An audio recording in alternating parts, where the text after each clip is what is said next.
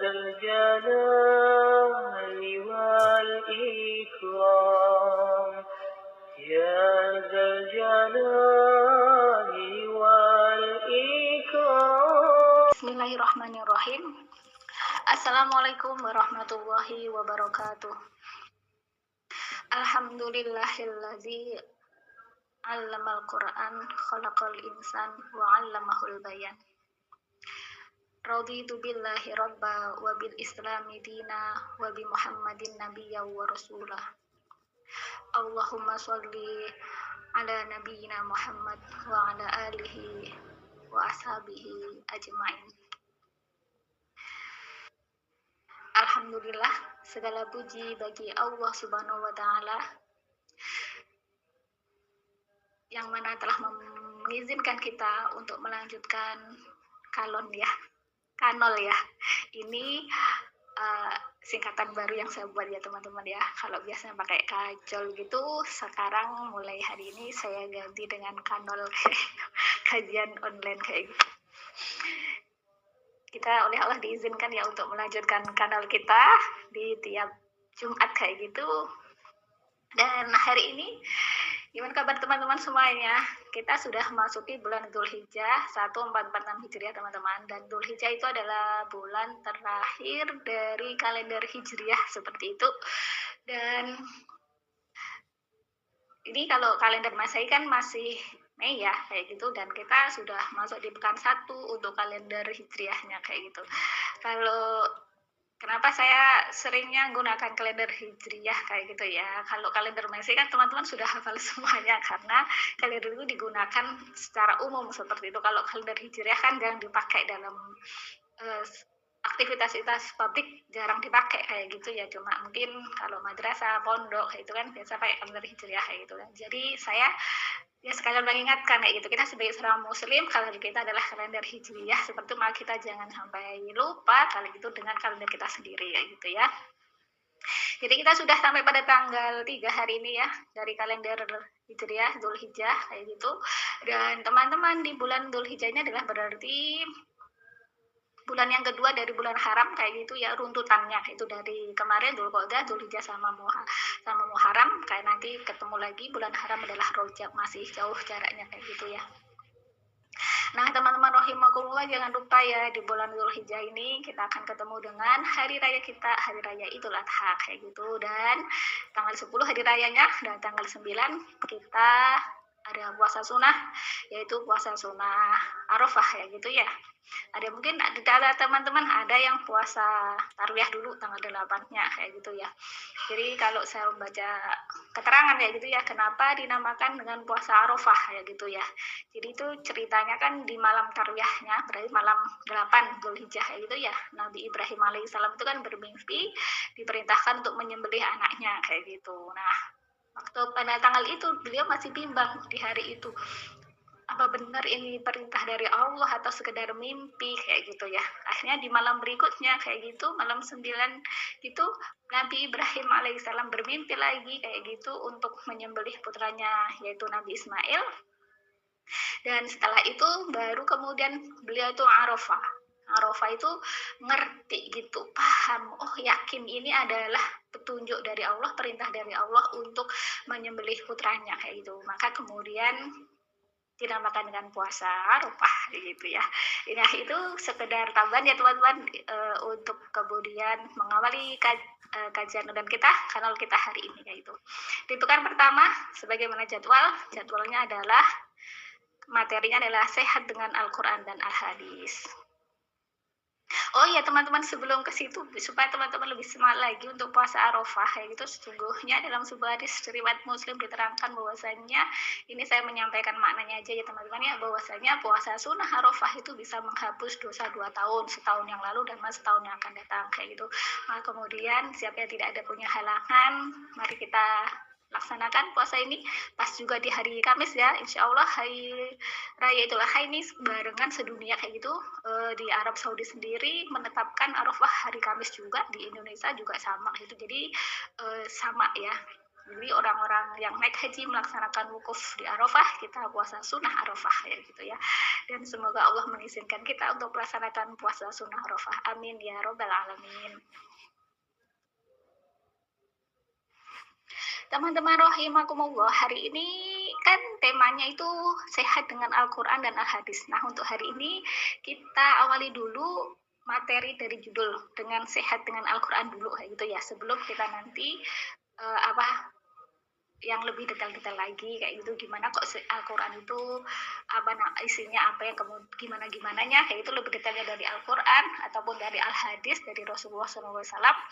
Kita lebih dulu apa ya, membuka kulitnya dari apa ya, bukan membuka kulitnya, maksudnya ibadahnya itu Al-Quran itu sendiri kayak gitu loh, sebelum masuk ke dalam ayat-ayatnya Al-Quran yang di situ bisa menghantarkan kita pada kalau kita mengamalkan ayat yang ada di Al-Quran yang menerangkan dan terkait dengan misalkan pengobatan, itu bisa menjadi apa namanya, jalan bagi kita untuk kemudian meraih sehat kayak gitu ya, istilahnya itu preventif kayak gitu ya, kita itu melindungi diri kita dulu supaya tidak terkena penyakit kayak gitu loh. Jadi sebelum ke dalamnya dari Al-Quran kayak gitu, kita bahasanya hari ini sehat dengan Al-Quran.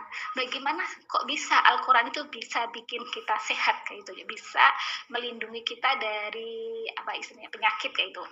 Nantinya kita masih ingat kemarin definisi sehat itu, teman-teman masih ingat gak? Kita dikatakan sehat beneran kayak gitu ya, itu ketika akal kita sehat gitu ya, terus kemudian ketika hati kita juga sehat kayak itu, bersih kayak gitu ya, dan kemudian raga kita juga tidak ada keluhan-keluhan apapun kayak gitu ya. Nah, hari ini kita mau bahas terkait dengan kenapa kok Al-Quran itu bisa bikin kita sehat kayak gitu. Nah, itu yang akan kita bahas. Nah, sebelum ke situ kita ingat dulu kayak gitu. Apa sih itu Al-Quran kayak gitu. Nah, teman-teman kita ingat-ingat dulu apa itu Al-Quran definisinya. Ini sekalian mengingat ya, siapa tahu sudah maksudnya ingat kembali kayak gitu sebenarnya Al-Quran itu apa. Kita mau membentuk sebuah definisi kayak gitu ya. Untuk mendapatkan definisi Al-Quran, kita yuk merujuk kepada Al-Quran itu sendiri kayak gitu ya. Pertama, kita ambil ayat dari Quran surah As-Sajdah ayat 2 ya. Di situ Allah Subhanahu wa taala berfirman, "A'udzubillahi minasyaitonirrajim. Bismillahirrahmanirrahim. Tanzilul kitabi la raiba fihi mir rabbil alamin." Shadaqallahul azim. Artinya, Tanzilul kitabi, turunnya Alkitab atau Al-Quran, la tiada roiba, keraguan fi di dalamnya, mir rabbil alamin, dari rabbil alamin, dari rob alamin, semesta alam.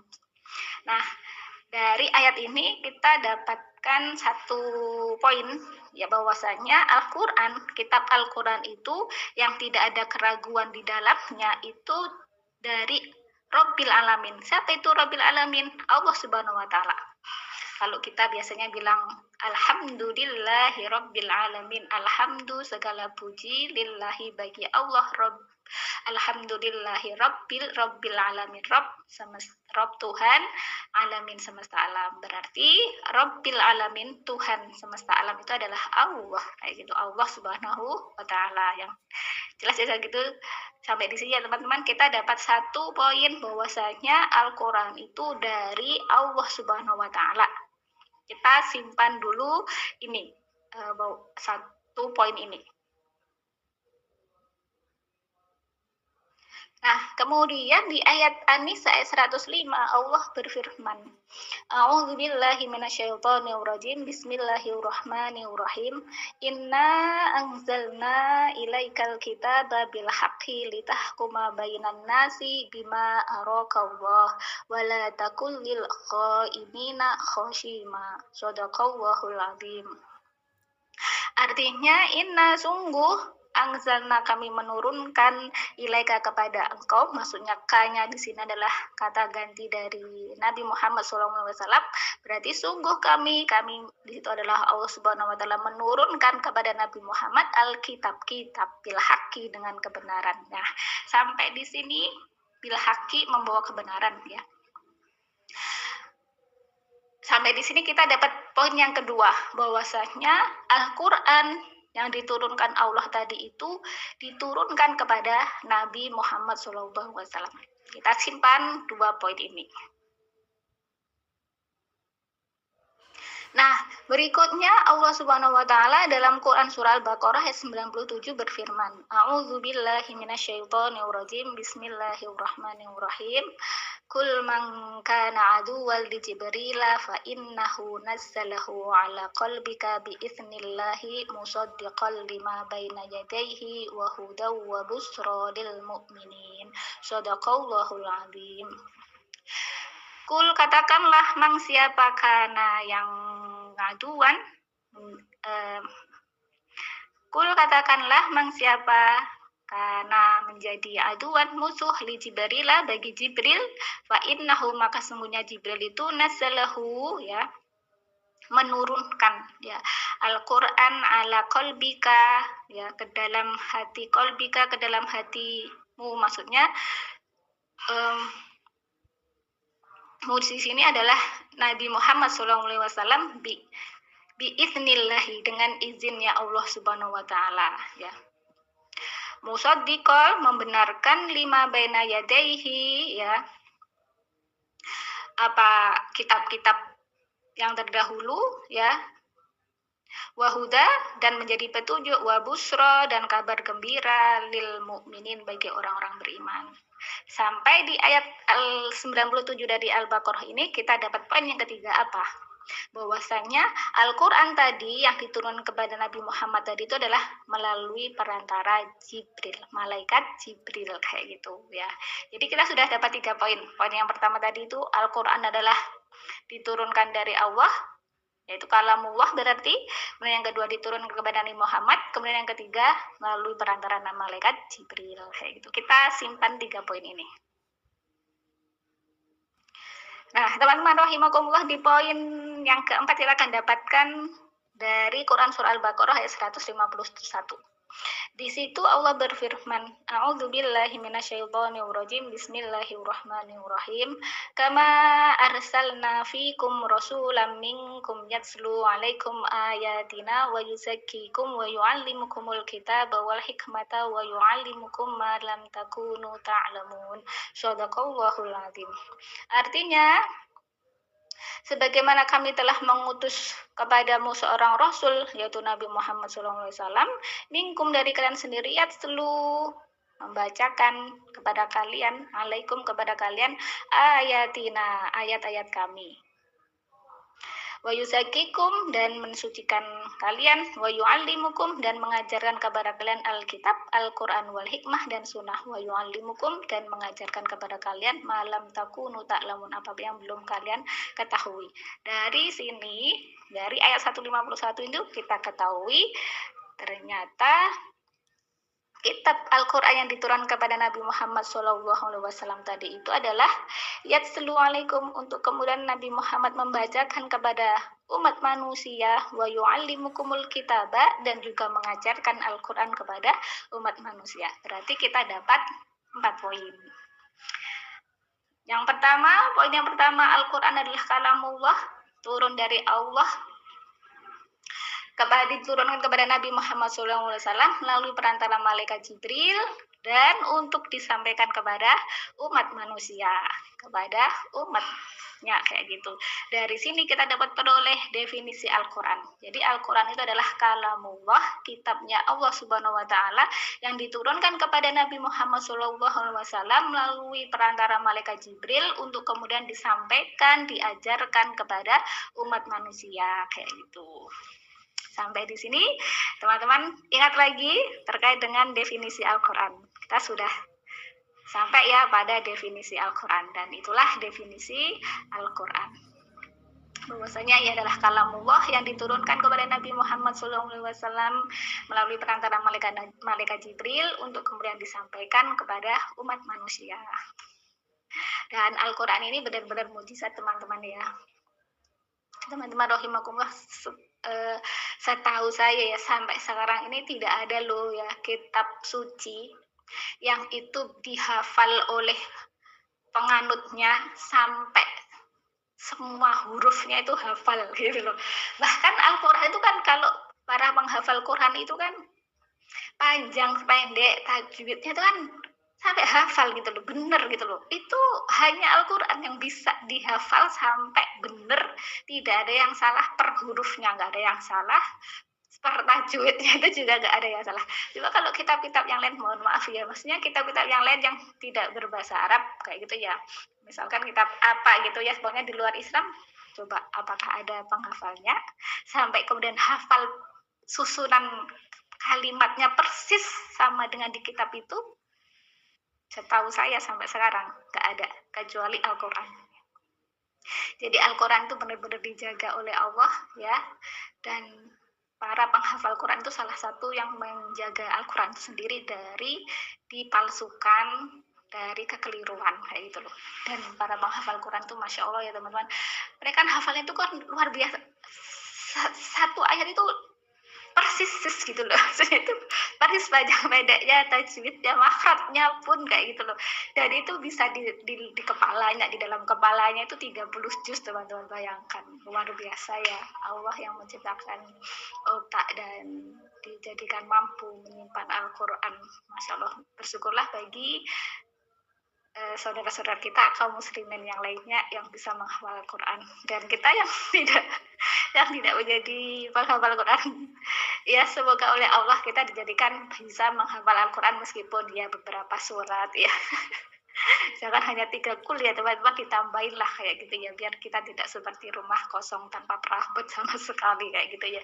Maksudnya orang yang tidak menghafal Quran itu seperti rumah kosong belum tanpa apa-apa kayak gitu loh. Tapi kita harus menambah hafalan kita, sholat kita itu biar tidak hanya qul huwallahu ahad, ganti habis itu qul a'udzu binnas, balik lagi qul huwallahu ahad, ganti yang lainnya, biar kita lebih bisa menambah khusyuk dan bisa berpengaruh lebih baik lagi ke dalam hati kita, akal kita ketika sholat, sehingga selepas sholat itu bisa bisa kita meraih rahmatnya Allah itu, sehingga kita itu bisa lebih baik kayak gitu loh. Maksudnya itu ditambah kayak gitu. Saya sendiri juga berusaha untuk menambah hafalan kayak gitu ya. Nah, itu terkait dengan definisi Al-Quran ya teman-teman ya.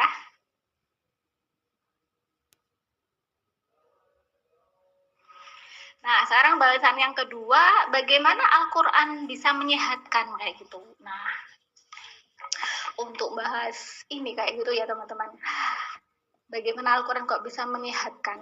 Di sini menyehatkan saya kasih tanda bintang, tanda kurung orang beriman. Jadi bagaimana Al-Quran bisa menyehatkan orang beriman kayak gitu. Sebentar saya. Jadi Al-Quran itu bisa menyehatkan orang beriman, teman-teman. Jadi sini khusus saja untuk orang beriman kayak itu. Kalau orang tidak beriman sama Allah Subhanahu wa Ta'ala, sama kitabnya, bagaimana kemudian Al-Quran bisa menyehatkan mereka? Wong mereka meyakini Al-Quran aja enggak kayak gitu ya.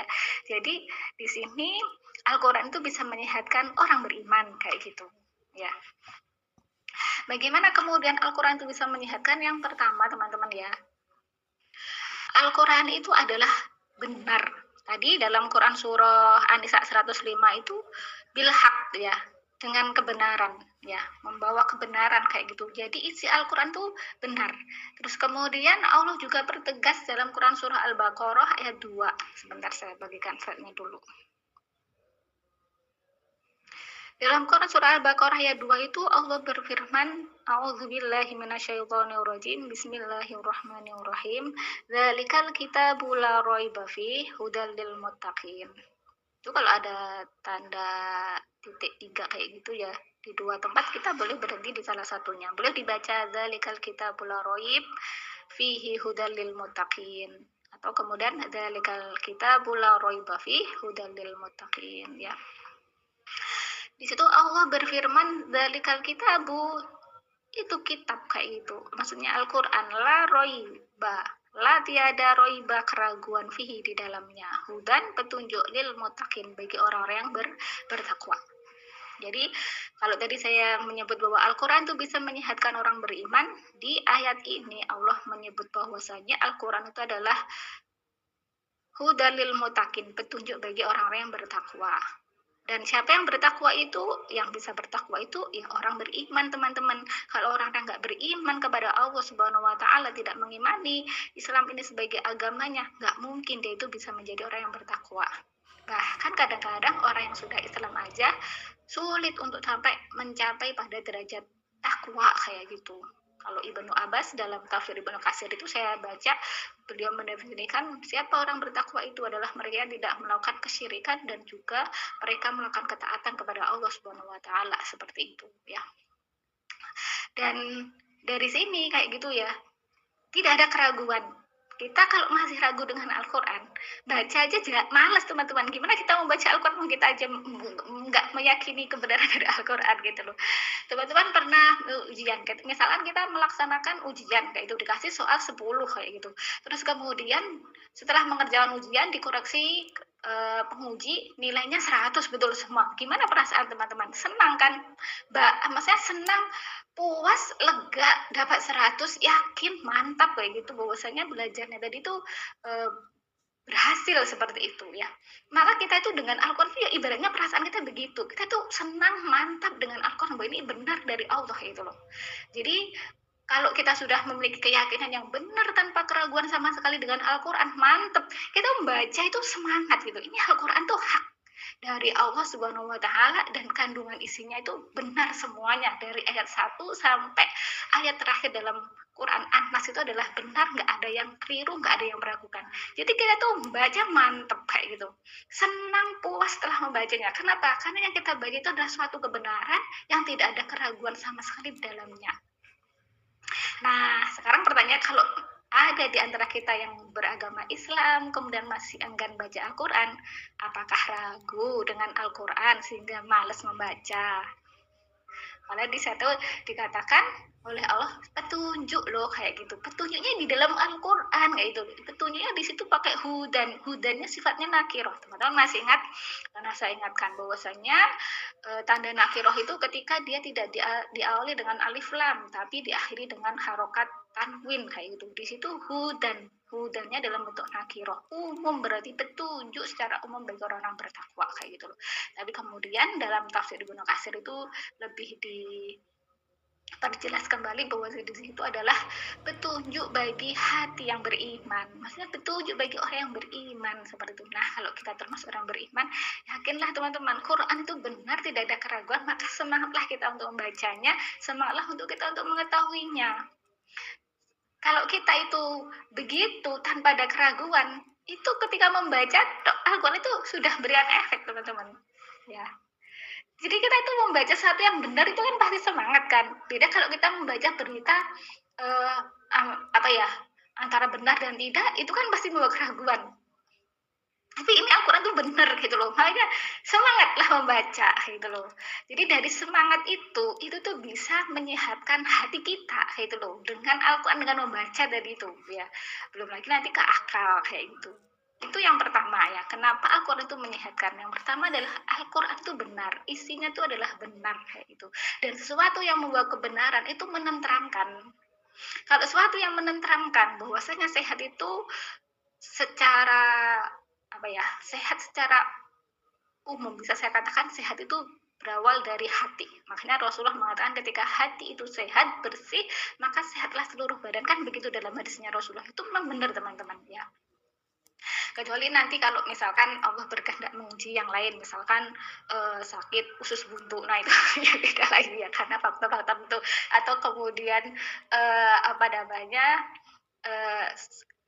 infeksi saluran pencernaan karena makan kepedasan, kemudian saluran pencernanya terinfeksi. Nah, itu kan hal-hal yang berbeda. Maksudnya secara preventif untuk melindungi kita dari hal-hal yang bisa menghantar pada kesehatan itu, ini hudannya di Al-Quran kayak gitu loh ya. Jadi itu yang pertama yang menjadikan Al-Quran itu bisa menyehatkan karena benar kayak gitu loh.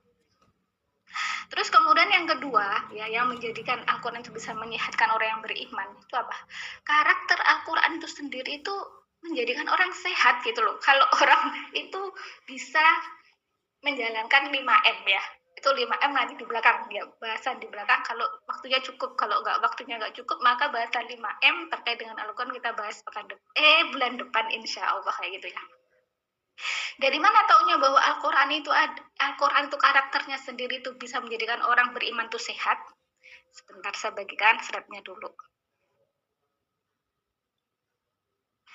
Nah, itu teman-teman. Dalam Quran surah Yunus ayat 57 itu Allah berfirman, A'udzu billahi minasyaitonir rajim. Bismillahirrahmanirrahim. Ya ayyuhan nasu qad ja'atkum mau'izatum mir rabbikum wa shifaa'un lima fis syuduri wa hudaw wa rahmatul lil mu'minin. Shadaqallahul azim. Artinya, dalam ayat ini teman-teman, Allah itu menyeru, yang diseru itu ya ayyuhan nasu. Di situ mana kok tanda menyeru ada huruf ya, yaitu huruf nida teman-teman, huruf menyeru. Wahai gitu kalau bahasa Indonesianya. Ya, wahai setiap ayyuhan nasu, wahai setiap manusia. Yang diseru Allah itu di awal ayat itu semua manusia kayak gitu. Semuanya diseru, dikasih tahu manusia itu adalah makhluk yang diciptakan oleh Allah. Nah, Allah sebagai pencipta itu menyeru seluruh manusia. Di awal ayat ini Allah menyeru seluruh manusia dengan ya ayuhan nasu, wahai seluruh manusia kayak gitu. Qad sungguh ja'atskum, ya, telah datang kepada kalian mau'izatum, ya. Teman-teman, kalau saya buka dalam Iqrabul Quran kayak gitu ya, mau'izatun di situ itu berposisi sebagai fa'il. Fa'il itu kalau dalam susunan kalimat bahasa Indonesia itu sebagai sebagai pelaku kayak gitu ya. Sebagai subjeknya kayak gitu.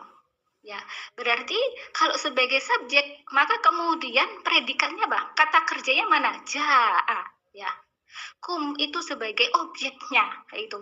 Jadi masya Allah teman-teman ya, ketika mau'idoh itu sebagai fa'il, berarti Allah itu dalam ayat ini tuh berfirmannya begini, wahai manusia sungguh kayak itu mau'idoh nasihat telah ya kot telah sungguh mau'idoh ya, mau'idoh nasihat pelajaran ja'at telah datang kepada kalian. Jadi begitu teman-teman, ini seruannya Allah itu. Ketika mau'idoh itu berposisi sebagai fa'il, berarti mau'idoh di situ itu Al-Quran teman-teman ya. Jadi Al-Quran, jadi kalau dibahasakan Al-Quran sebagai mau'idoh telah datang kepada kalian mir rabbikum, dari Tuhan kalian. Nah, dari sini berarti karakter apa ya, Al-Quran itu yang pertama disebutkan oleh Allah sebagai mau'idoh, sebagai nasihat, sebagai pelajaran. Dan kalau teman-teman membaca Al-Quran pasti menemukan kan di situ ada pelajaran nasihat yang Allah berikan ya kepada manusia atas dirinya sendiri, bagaimana dia harus memperlakukan dirinya, bagaimana harus kemudian beribadah kepada Allah, kemudian juga pelajaran bagaimana dia harus memperlakukan kedua orang tuanya, kemudian bagaimana dia harus bertetangga, terus kemudian bagaimana dia harus dengan sesama temannya, terus bagaimana dia dengan orang-orang yang muslim, terus bagaimana nanti ketika bermuamalah, itu semua ada, pelajaran-pelajaran itu ada dalam Al-Quran kayak gitu loh. Jadi ketika mau'idoh itu sebagai fa'il, berarti Al-Quran itu sebagai mau'idoh itu loh ya. Jadi masya Allah itu ya, dari ayat ini itu benar-benar memberikan penjelasan, maksud saya itu mencerahkan gitu loh, bahwasanya Al-Quran itu yang pertama sebagai mau'idoh telah datang kepada kalian wahai manusia kayak itu. Diseru tadi wahai manusia, mau'idoh yaitu Al-Quran itu telah datang kepada kalian mir rabbikum, dari Tuhan kalian. Terus kemudian di ayat ini juga posisi yang kedua ya, fa'ilnya dari Al-Quran itu sebagai apa? Syifa itu apa? Syifa itu penyembuh kayak itu, obat kayak itu. Berarti kalau diurutkan dari depan, wahai manusia telah datang ya, wahai manusia syifa yaitu Al-Quran telah datang kepada kalian mir rabbikum, dari Tuhan kalian itu. Jadi Al-Quran itu sebagai sifat dan itu sudah disebut oleh Allah dan berposisi sebagai fa'il teman-teman, sebagai pelakunya, sebagai subjeknya gitu loh. Jadi itu. Kemudian sifat bagi apa? Lima fi sudur, apa-apa yang di dalam sudur, dalam hati kayak itu.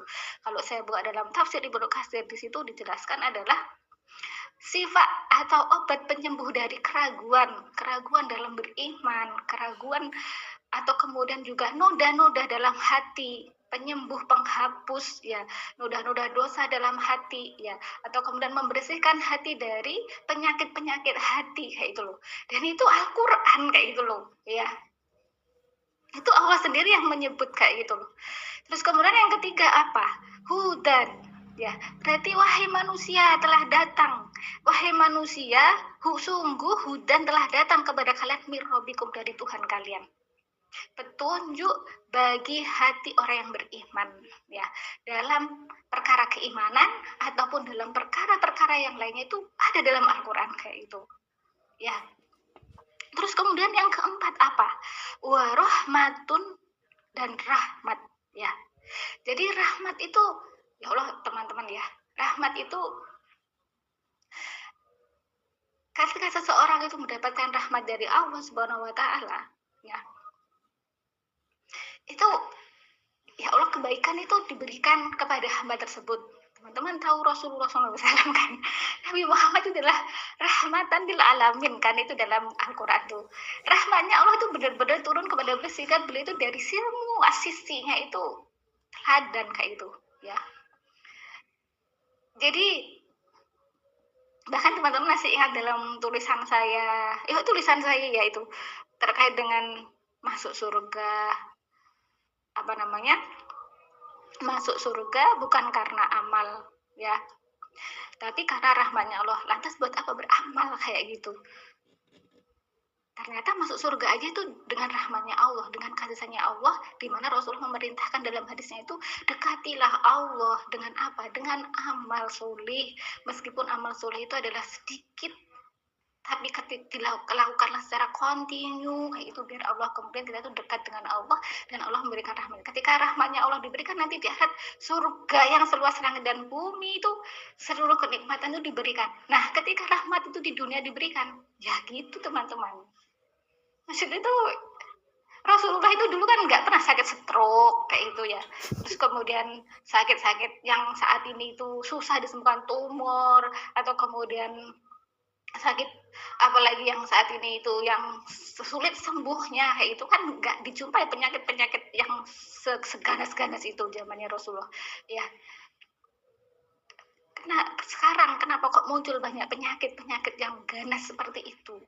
Ya manusia berintrospeksi diri, kita oleh Allah disuruh introspeksi gitu.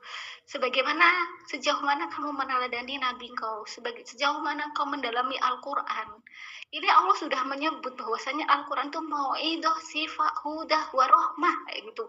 4 langsung posisi yang Allah sebutkan dalam Quran surah Yunus ayat 57 ini kayak gitu loh.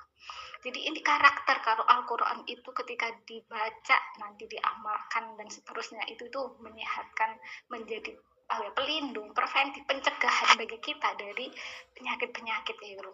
Kecuali nanti kalau kita berlindung kepada Allah dari ujian-ujian penyakit yang ganas-ganas yang sampai kesulitan orang menyembuhkan sampai seperti itu. Padahal Allah dalam hadisnya Rasulullah SAW semua penyakit ada obatnya kayak gitu loh. Tapi kadang-kadang ketika rahmatnya Allah gak turun pada seseorang, gak sembuh-sembuh kayak gitu. Usaha ikhtiar untuk kesembuhan, tapi gak sembuh. Kenapa? Karena Allah belum merahmatinya. Sehingga tetap dalam kondisi sakit dan seterusnya. Itu ujian kayak gitu ya. Bagaimana kemudian sakit itu bisa menjadikan hamba itu jadi ingat dengan Allah. Ya Allah, gak bisa ya ternyata. Misalkan operasi kayak apapun, kalau Allah nggak berkehendak sembuh, nggak sembuh juga. Hanya makhluknya Allah kayak gitu loh ya. Jadi teman-teman sampai di sini kita bisa mengambil keyakinan memang benar ya, Al-Quran itu bisa menyehatkan kayak itu loh. Menyehatkan secara karena sudah Allah sebutkan dalam ayat-ayatnya, tidak ada keraguan. Maka dari sini mari kita semangat untuk membaca ya, semangat untuk mengamalkan, mentadaburi. Nanti itu bahasan 5M ya. Tapi ini sudah jam 2 lebih berapa menit itu kayak gitu ya. Jadi insya Allah kajian untuk bahasan 5M untuk Al-Quran dilanjutkan lagi pekan depan ya teman-teman ya. Untuk kanal hari ini, kajian ulen hari ini kita cukupkan sampai di sini kayak gitu, dan semoga bahasan ini bisa menjadikan teman-teman yang awalnya sehari nggak baca Al-Quran sama sekali, bacalah Al-Quran ya. Satu lembar nggak apa-apa, satu ayat nggak apa-apa dibaca, terus kemudian dibaca artinya kayak gitu.